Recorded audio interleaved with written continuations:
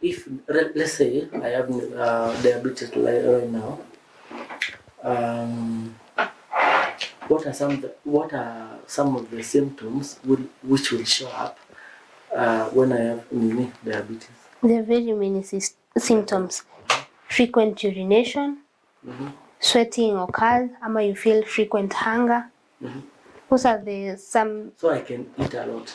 Yeah, frequent hunger, urinate a lot, and maybe you have not taken too much drinks. You just have frequent urination.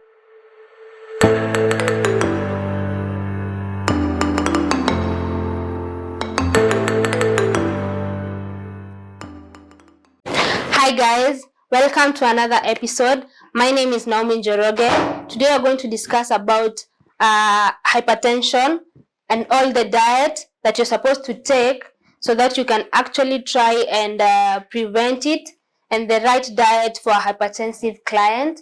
So we have a guest with me. Maybe he can introduce himself. Hey guys, my name is Ben. So for this hypertensive diet, I know you were asking about a various questions like what is the right diet for a hypertensive client. Number one, I would like to tell you is avoid and limit the intake of salt. Salt? Yes. Which salt? Salt is the normal salt to use for cooking. In that case, I mean, you can use that salt during cooking, but use it in minimalization.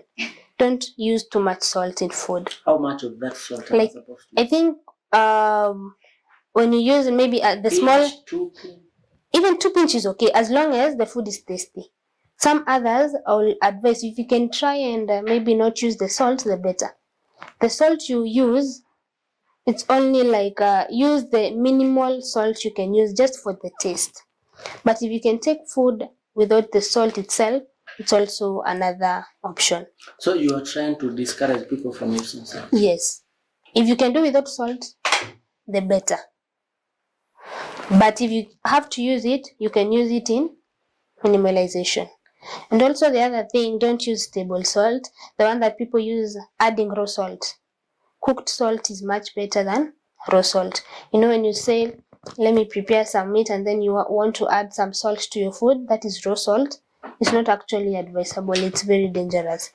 It's actually advisable you use salt when cooked with food than using the raw salt, the table salt you use like I'm just to add. Hoping the same doesn't apply to sugar. For sugar, of course, you cannot add sugar. For sugar, you can, in cases where you can do without sugar, the better. But if you need to use sugar, use it in moderation. The other thing is you increase your intake of potassium. Because when you mean potassium, what should I take? Yes, in case, for example, let me start from the point of when your body, you have hypertension, sodium levels are very high. The moment they're very high, you need something to reduce them. And the something to reduce them is potassium. And this potassium, now that's why people ask which are the foods that rich in potassium. Yes, you can get it from the green leafy vegetables. The spinach, the kales, the cabbage, the broccoli, the dark green leafy vegetables. They're also good in fiber. And fiber. No, I don't think that one. Green. But is it a vegetable that you can cook and eat? I really don't think so. And then we have black beans. They call them jahe. Then you have apples are good sources of potassium. Bananas, red bananas are also good of potassium. Ripe bananas. Yes, they're a good source of potassium. And then you have watermelon. Watermelon is also a good source of potassium. The other point is use low fat. There are very many cases you can use low fat, like use liquid oil.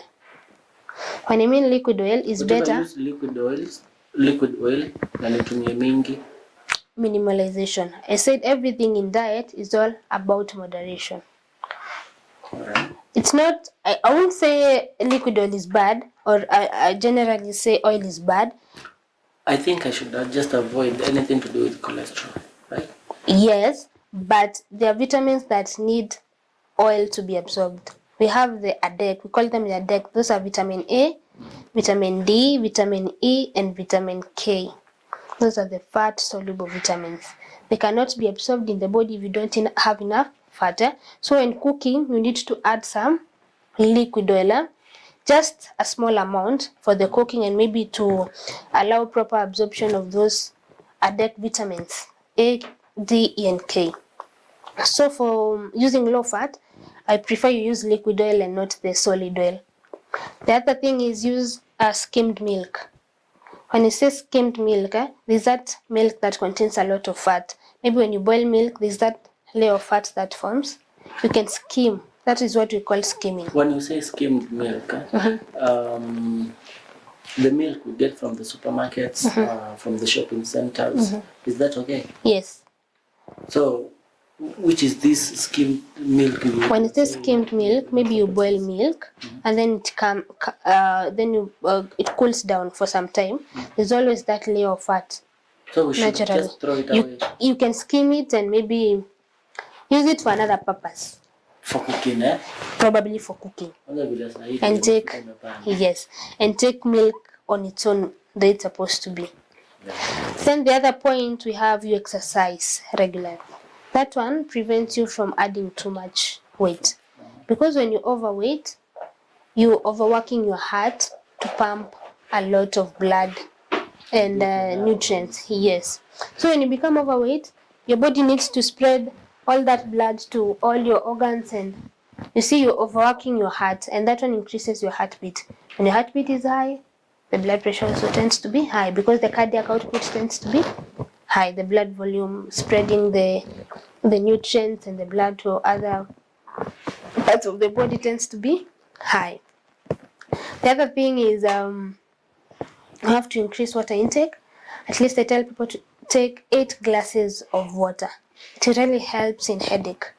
It prevents you from, it lowers your blood pressure. And then the other one is avoid sugary food and drinks. The reason is for this, hypertension and diabetes go hand in hand. Wait, just a minute. Yeah. These sugary foods, you mean cakes, sodas? Yes. You see the sugary foods, we have cakes, we have sodas, we have biscuits, we have... Should I minimize or just avoid them? Avoid or limit. But if you can try, everything is in moderation, but if you can try and avoid them, the better. But if you cannot avoid them completely, then use them in moderation.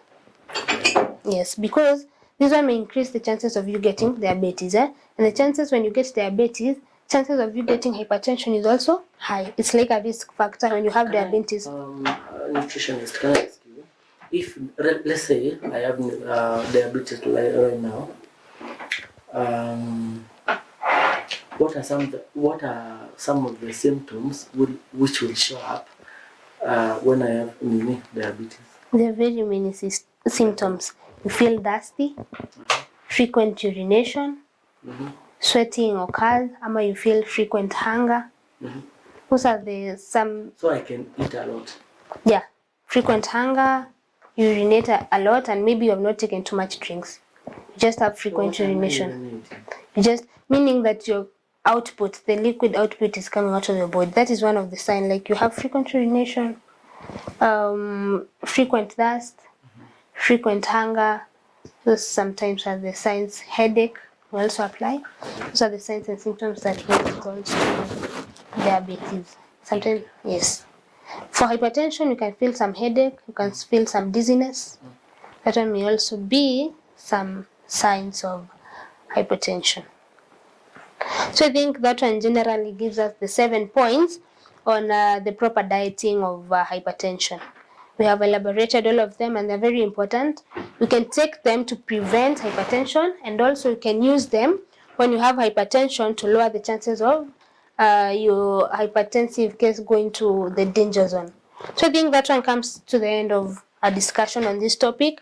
Maybe later we can discuss on the signs and symptoms of diabetes and maybe how we can find the proper diet for diabetes, because I think that is also a very interesting topic, right? So guys, I think that comes to the end of our episode right now. You can share, you can like, you can subscribe, and then comment.